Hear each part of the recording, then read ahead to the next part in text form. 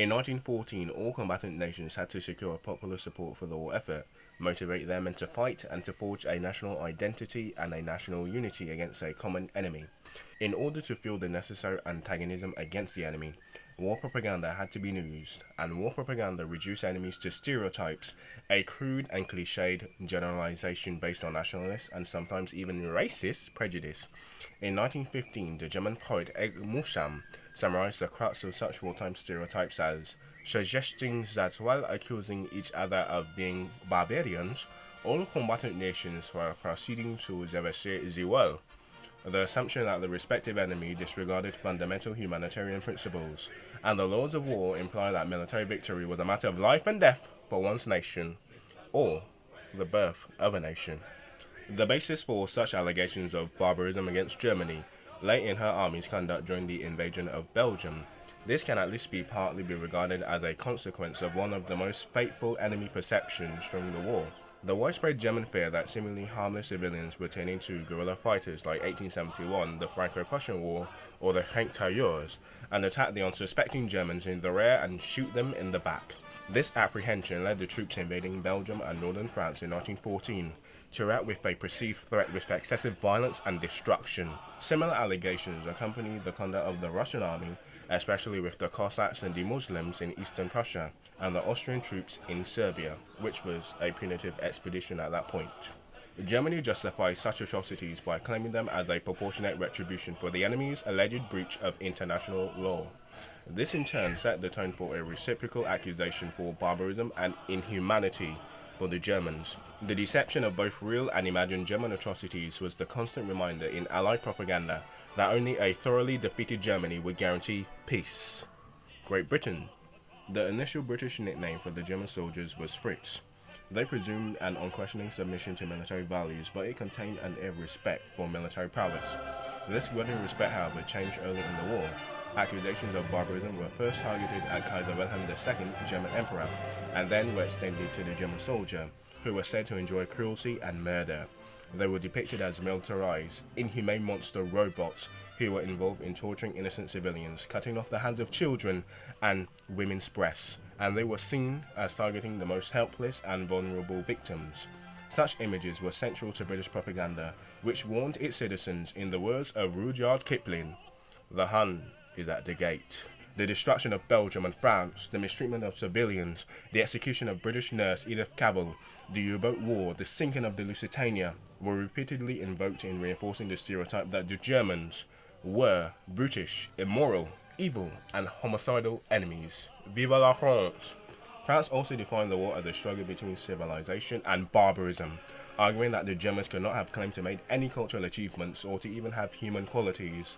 The French depiction of the German soldier as the stupid, uncivilized, and malicious brutes who were internalizing German militarism, and it was reflected in the term "la Boche," which is blockhead and a very offensive term. Russia. In 1914, Russia was faced with a dilemma that her long-standing enemy and antagonist, Austria-Hungary, had been overtaken by Germany as the nation's main enemy and adversary. Borrowing from British and French propaganda, Russia particularly focused on Germany's crimes against enemy civilians, denouncing the soldiers as violent, militaristic savages, as well as pigs and bloodsuckers and the henchmen of the Kaiser, referring to the nation's Christian traditions and Eastern Orthodox religion. Russian propaganda also associated the invading troops with Satan. Such stereotypes sought to inspire fighting spirit and unity within the very heterogeneous Russian military, which included Russians, Ukrainians, Poles, Bessarabians, Belarusians, Ukrainians, Cossacks, Stan people, very eastern, very far east Asiatic people, and of course, Finland and the Baltics. But at this time, in 1917 especially, many Russian soldiers failed to identify with either the Russian nation or its reasons for the war, and 1917 was when the USSR was coming to play. In America, the United States of God bless America. The derogative term many Americans used to refer to the Germans was Kraut, referring to the excessive fondness amongst the German immigrants living in the United States of God bless America for sauerkraut. Once the Americans had taken up arms against Germany, however, US propaganda adopted the British stereotype of the Hun and depicted the soldiers as dehumanized caricatures. For examples, the famous gorilla with the spike helmet and the club, raping Belgium and Lady Liberty. In addition to the barbaric enemy stereotype, which aimed to dehumanize the enemy, both the Allies and the Central Powers ridiculed their adversaries in order to bolster their belief that their opponent can be defeated and will be defeated. But of course, the last one, über alles Deutschland, Germany. In 1914, German propaganda focused on England representing Great Britain and the Russians as the nation's main adversaries. Britain's decision to enter the war was perceived as a treachery on the part of the fundamental Kinder nation. Hatred, envy, and rivalry were regarded as England's main motivations during the war, and these were considered to be intrinsic and the causes of the war. Such notions were rooted in German perceptions of England as a perfidious Albion, driven by mercantile rather than idealistic motives, which were kind of true. In line with this tension between affinity and resentment, the German nickname for the English soldier was Tommies, conveyed both respect and real hatred, or both but not condescending in any way. Tom and Jerry. Such a courtesy was not extended to the British or even French colonial soldiers, who German propaganda depicted as allegedly the form ferocious, furious animal-like creatures, Uga Buga.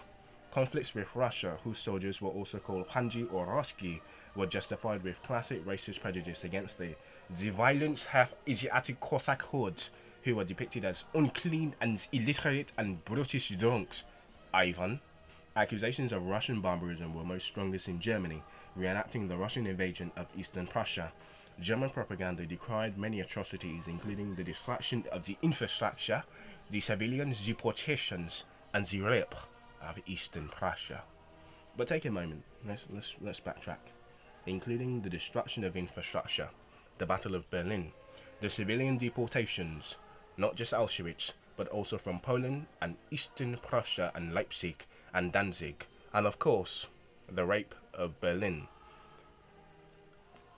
Rape was not systematic in World War I, but the destruction of infrastructure, the civilian deportations, and rape would come to a head in World War II so great that even World War I propagandists could not even believe that these statistics were real and could even be higher. But that is just modern war, and that is the stereotypes of the Americans. God bless America. Would you like a croissant with that? No, I would do love a spot of tea with that. Would you like a Belgian waffle? No. The Flanders created the Belgian waffles. We are the real Belgians. We speak Dutch. No, yes, I am Dutch and I will stay neutral. What about South Africa? No one ever talks about South Africa in the context. Shut up, South Africa. Apartheid is not here yet. You don't need to be talked about yet. Oh, but I wanted to invade Angola again. Alright. Of course, the Russians are over here just minding their own business, taking like 14 million casualties, but whatever, allies. Any minute now, you can come here. I'm pretty sure a bloodthirsty tyrant won't kill half of us in the same period of time. Oh yes, we need to get to Russia. Oh, Russia. We have defeated you many times in Asia. Japan, what are you doing here? Ah, yes. We are here to help the allies, as they say. Most courteous of me. Let me bow. Bow. Wait. What you doing here, Japan? Ah, yes, we are here to take Tsingtao from the Germans and put 13 points on China. No. Me no love a long time. No. Saki. No long time. Hee. And yes, that is the most racist I can get. I'm sorry. Ooga booga. I remember, even though we have stereotypes, no one here gets the N-word pass. No one can say the N-word. Mrs. Obama, what are you doing here? I've come to stop you from saying the N-word. Okay, Mrs. Obama. I'm sorry. Anyway, guys, hope you enjoyed and hope you learned something. Ooga booga. Meba. Alright, learn something.